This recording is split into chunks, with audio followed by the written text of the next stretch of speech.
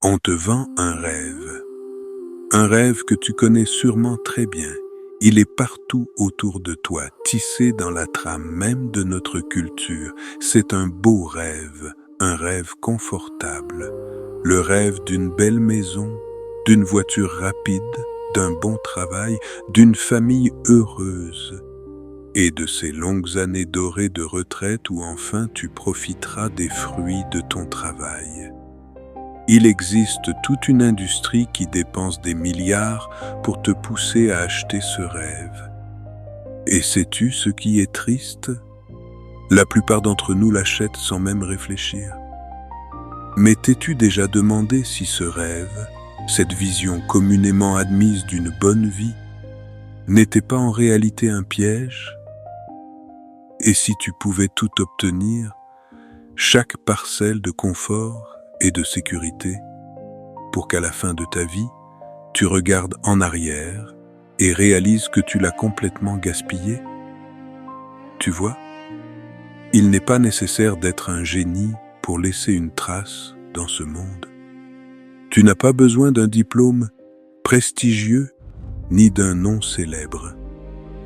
Les personnes qui changent le monde ne sont pas celles qui ont maîtrisé beaucoup de choses. Ce sont celles qui ont été saisies par quelques idées seulement, mais des idées vraiment, vraiment grandes.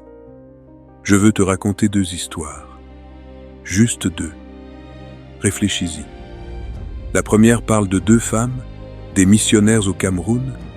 Elles ont consacré toute leur vie à servir les pauvres et les malades, à porter le nom et l'amour de Jésus dans certains des endroits les plus difficiles de la terre. Après des décennies de service, déjà dans la 80aine, elles meurent dans un accident de voiture sur une route oubliée. Est-ce une tragédie? Non, c'est une gloire. Et là, tu te demandes peut-être, comment ça une gloire? 2 femmes âgées meurent dans la pauvreté, loin de chez elles. Qu'y a-t-il de glorieux là-dedans? C'est une gloire parce qu'elles ont investi leur vie dans la seule chose qui a une valeur éternelle. Notre culture nous apprend à accumuler des trésors ici-bas, argent, biens, expérience, statut. Mais le Christ enseigne exactement le contraire. Amasser des trésors dans le ciel. Une vie consacrée à Dieu n'est pas gaspillée, elle est investie.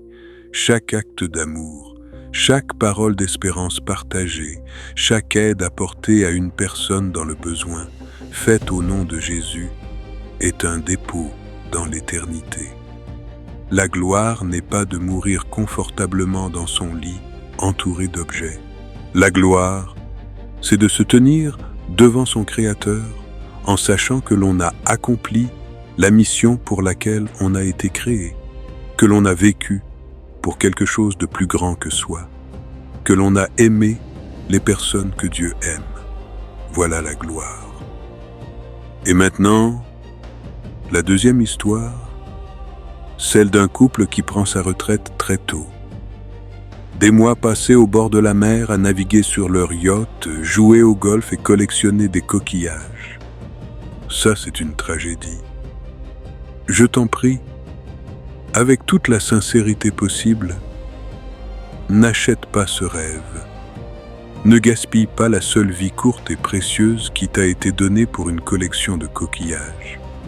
Ne le fais pas, afin de ne pas te retrouver un jour devant Dieu en disant « Seigneur, regarde, j'ai ramassé de jolis coquillages et j'avais un excellent swing au golf. » Il existe une vieille pensée chrétienne.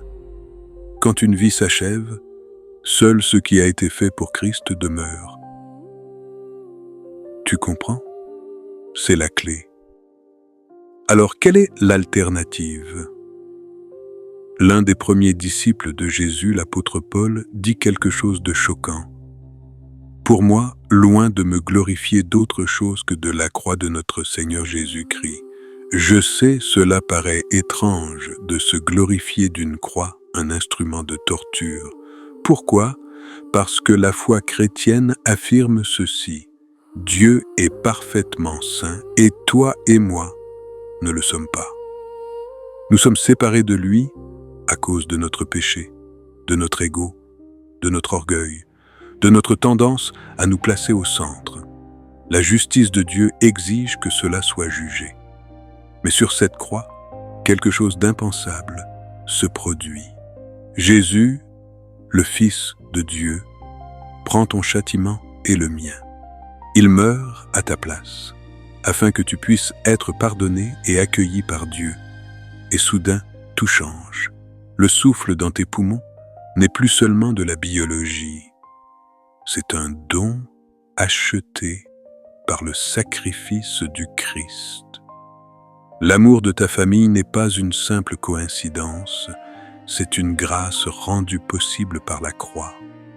La beauté d'un coucher de soleil n'est pas seulement de la physique, c'est un éclat de la bonté de Dieu envers toi, rendu possible par la croix. Sans la croix, nous ne méritons rien.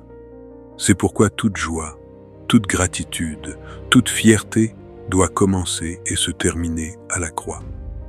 Se réjouir de la vie sans remercier celui qui te l'a donnée par la croix, c'est manquer tout le sens. Voici le secret d'une vie qui n'est pas gaspillée. Tomber amoureux de la croix, être tellement saisi par cette vérité simple mais majestueuse que les rêves brillants de ce monde pâlissent, parce qu'il ne s'agit pas de toi, ni de ta force, ni de ton intelligence. Il s'agit de ce qui t'a saisi. Alors laisse-toi saisir par la croix. Ne gaspille pas ta vie.